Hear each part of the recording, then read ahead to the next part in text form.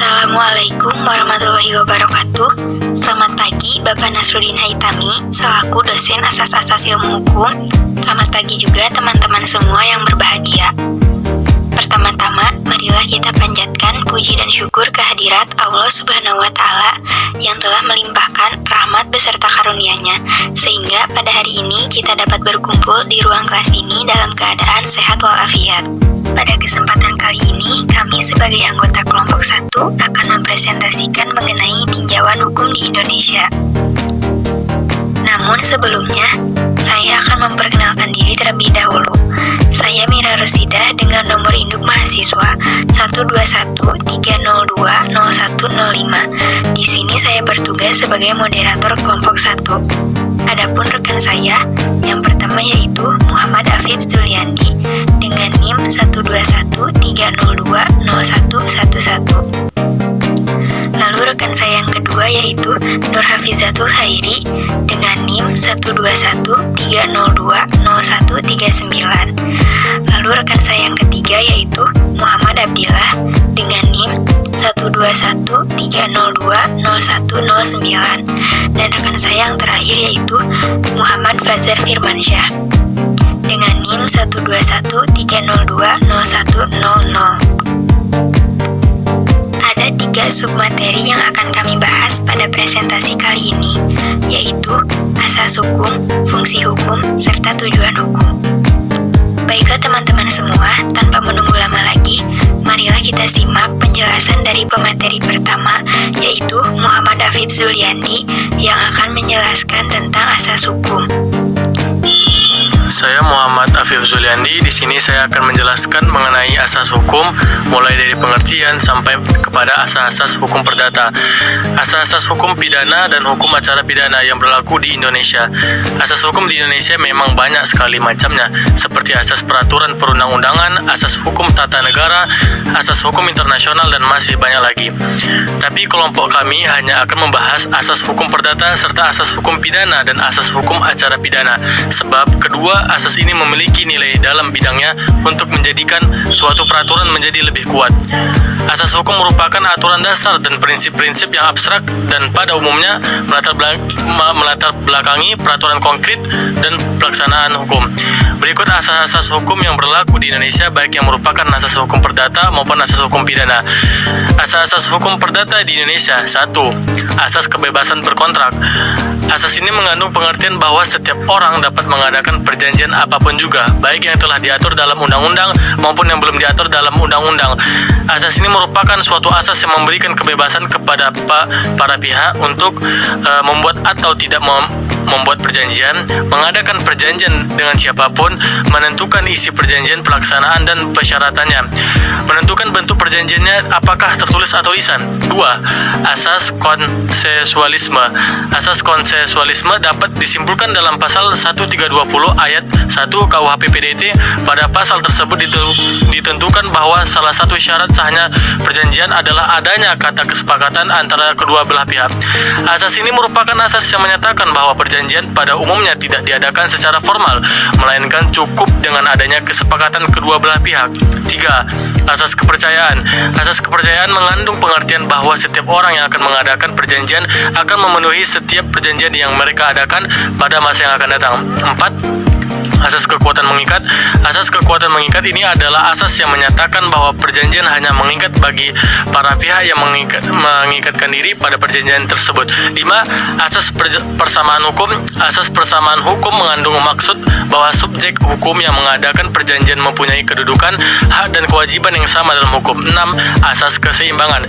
Asas keseimbangan adalah asas yang menghendaki kedua belah pihak memenuhi dan melaksanakan perjanjian. Dan 7. Asas kepastian hukum. Asas kepastian hukum atau disebut juga dengan asas pacta servanda merupakan asas yang berhubungan dengan akibat perjanjian. 8. Asas moral. Asas moral ini terikat dalam perikatan wajar, yaitu suatu perbuatan sukarela dari seseorang tidak dapat menuntut hak baginya untuk menggugat prestasi dari pihak debitur. 9. Asas perlindungan. Asas perlindungan mengandung pengertian bahwa antara debitur dan kreditur harus dilindungi oleh hukum. 10. Asas kepatutan. Asas kepatutan tertuang dalam pasal 1339 KUHP PDT. Asas ini berkaitan dengan ketentuan mengenai isi perjanjian yang diharuskan oleh kepatutan berdasarkan sifat perjanjiannya. 11. Asas kepribadian, personality. Asas kepribadian merupakan asas yang menentukan bahwa seseorang yang akan melakukan dan atau membuat kontrak hanya untuk kepentingan perseorangan saja. 12. Asas etikat. Asas etikat baik tercantum dalam pasal 1338 ayat 3 KUHP PDT yang berbunyi perjanjian harus dilaksanakan dengan iktikat baik. Asas ini merupakan asas bahwa para pihak, yaitu pihak kreditur dan debitur, harus melaksanakan substansi kontrak berdasarkan kepercayaan atau keyakinan yang teguh maupun kemauan baik dari para pihak. Terima kasih Muhammad Hafif Zuliandi yang telah menjelaskan pengertian asas hukum serta menyebutkan macam-macam asas hukum perdata yang ada di Indonesia. Selanjutnya, untuk macam-macam asas hukum pidana serta asas hukum perdata yang berlaku di Indonesia akan disampaikan oleh rekan saya Nur Hafizatul Hairi. Asas-asas dalam hukum pidana dan hukum acara pidana meliputi 1. Asas legalitas. Pengertian asas legalitas adalah suatu perbuatan merupakan suatu tindak pidana apabila telah ditentukan sebelumnya oleh undang-undang. 2. Asas culpabilitas.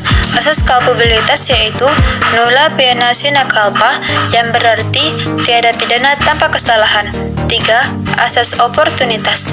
Asas oportunitas ialah penuntut umum berwenang untuk tidak melakukan penuntutan dengan pertimbangan demi kepentingan umum. 4. Asas presumption of innocence adalah asas praduga tidak bersalah.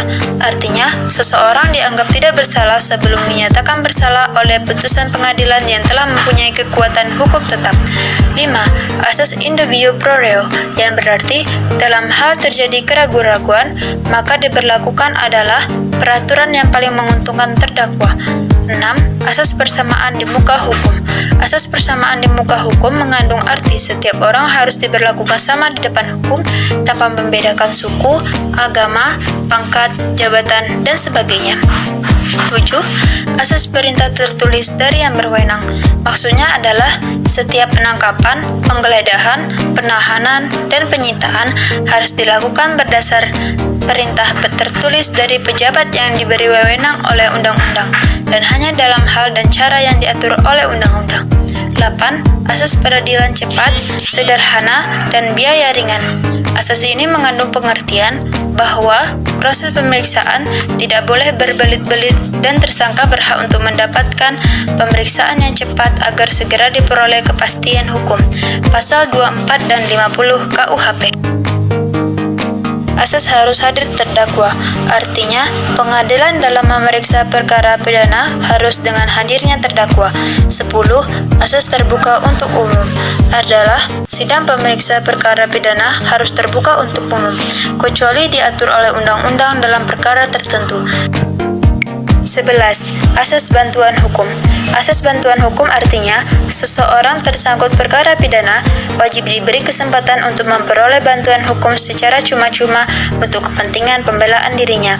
Pasal 54, 55, dan 56 KUHP. 12. Asas putusan hakim harus disertai alasan-alasan. Asas ini berarti semua putusan harus memuat alasan-alasan yang diberikan dasar untuk pengadilan. Alasan tersebut harus mempunyai nilai yang objektif. 11. Asas nabis in idem. Asas nabis in idem adalah asas yang berarti seseorang tidak dapat dituntut lagi karena perbuatannya sudah pernah diajukan ke muka pengadilan dan sudah mendapatkan putusan hakim yang berkekuatan hukum tetap. 13. Asas kebenaran material. Asas kebenaran material atau kebenaran dan kenyataan mengandung makna memeriksa dan perkara pidana bertujuan untuk mengetahui apakah faktanya atau kenyataannya benar-benar telah terjadi pelanggaran atau kejahatan. 15. Asas ganti rugi dan rehabilitasi. Asas ganti rugi atau rehabilitasi mengandung pengertian bahwa tersangka atau terdakwa atau pidana berhak untuk mendapatkan ganti rugi atau rehabilitasi atas tindakan terhadap dirinya sejak dalam proses penyelidikan. Pasal 95 dan 97 KUHP. Terima kasih Nur Hafizatul Hairi yang telah menjelaskan apa saja asas hukum pidana serta asas hukum acara pidana yang berlaku di Indonesia. Setelah mengetahui apa itu asas hukum dan apa saja asas hukum perdata, asas hukum acara pidana, dan asas hukum pidana yang berlaku di Indonesia, saatnya rekan saya Muhammad Abdillah akan menjelaskan materi mengenai fungsi hukum dalam masyarakat. Perkenalkan, nama saya Muhammad Abdillah. Saya dari kelompok 1. Saya akan menjelaskan tentang fungsi-fungsi hukum dalam masyarakat baik menurut pandangan umum juga menurut pandangan beberapa ahli hukum. Fungsi hukum dalam masyarakat sangat beraneka ragam, bergantung dari beberapa faktor dan keadaan masyarakat. Dalam setiap bermasyarakat, hukum lebih berfungsi untuk menjamin keamanan dalam masyarakat dan jaminan pencapaian struktur sosial yang diharapkan oleh masyarakat. Namun, dalam masyarakat yang sudah maju, hukum menjadi lebih kuat. Hukum menjadi kuat, lebih umum, abstrak, dan lebih berjarak dengan konteks secara umum. Dapat dikatakan bahwa ada beberapa fungsi hukum dalam masyarakat. Fungsi hukum dalam masyarakat antara lain fungsi memfasilitasi. Fungsi memfasilitasi adalah pihak-pihak tertentu sehingga tercapainya suatu ketertiban. Itu. Yang kedua, selanjutnya fungsi represif. Dalam hal ini termasuk penggunaan hukum sebagai alat bagi elit penguasa untuk mencapai tujuan-tujuannya. Fungsi ideologis. Fungsi menjamin pencapaian dominasi, kebebasan, kemerdekaan, keadilan, dan lain-lain. Fungsi reflektif.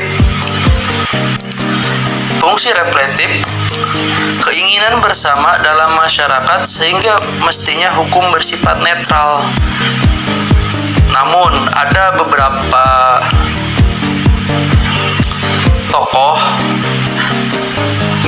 yang berpendapat seperti menurut Aubert mengklarifikasi fungsi hukum dalam masyarakat antara lain fungsi mengatur, fungsi distribusi sumber daya, fungsi terhadap ekspektasi masyarakat, fungsi penyelesaian konflik, fungsi ekspresi dari nilai dan cita-cita dalam masyarakat. Namun ada lagi menurut para ahli yang bernama Podgoretsky. Fungsi hukum dalam masyarakat adalah sebagai berikut: fungsi integrasi, fungsi petrifikasi, fungsi reduksi, fungsi memotivasi, dan fungsi edukasi. Mungkin penjelasan dari saya untuk pemateri kedua cukup, dan saya akan kembalikan kepada moderator untuk melanjutkan materi selanjutnya. Terima kasih. Terima kasih Muhammad Abdillah atas penjelasannya. Lalu, materi yang terakhir akan disampaikan oleh rekan saya, Muhammad Fajar Firmansyah, yang akan menjelaskan materi mengenai tujuan hukum.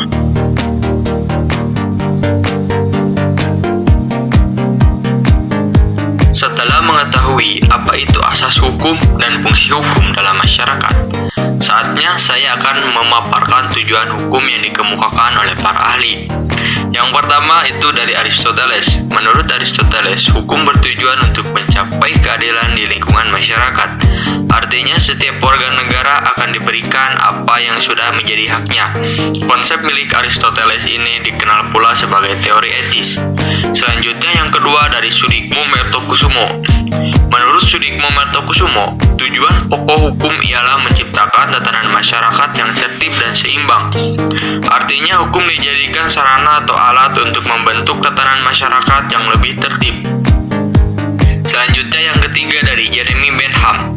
Menurut Jeremy Bentham, hukum bertujuan untuk mencapai kemanfaatan tertentu, artinya hukum dibuat dan diterapkan untuk menjamin kebahagiaan bagi banyak orang. Alhamdulillah, materi demi materi telah rekan saya sampaikan. Kini saatnya saya untuk membacakan kesimpulan. Dasarnya, peraturan di Indonesia tercipta atas sebuah dasar, yang mana dasar ini merujuk kepada nilai Pancasila untuk membuat hukum di negara Indonesia. Asas yaitu aturan dasar yang abstrak dan pada umumnya melatar belakangi peraturan konkret dalam pelaksanaan hukum. Asas hukum di Indonesia sendiri terbagi menjadi beberapa kelompok, di antaranya asas-asas hukum perdata, asas-asas hukum pidana, dan lain-lain. Untuk kedua asas ini, yakni asas-asas hukum perdata dan asas-asas hukum pidana, serta asas-asas hukum acara pidana, memiliki nilai dalam bidangnya untuk menjadikan suatu peraturan itu menjadi lebih kuat. Dibentuknya hukum pun bukan karena tanpa alasan, melainkan hukum bertujuan menciptakan suatu tatanan masyarakat yang lebih teratur. Sebelum saya mengakhiri presentasi kali ini, saya ingin mengutip pernyataan dari Bapak Antonius Ardi yang berbunyi, pada dasarnya keadilan yang hakiki hanya bisa kita dapatkan setelah kematian. Namun sebagai gantinya di dunia ini kita memiliki hukum. Baiklah teman-teman semua, sekian yang dapat kami sampaikan, semoga bermanfaat. Wassalamualaikum warahmatullahi wabarakatuh.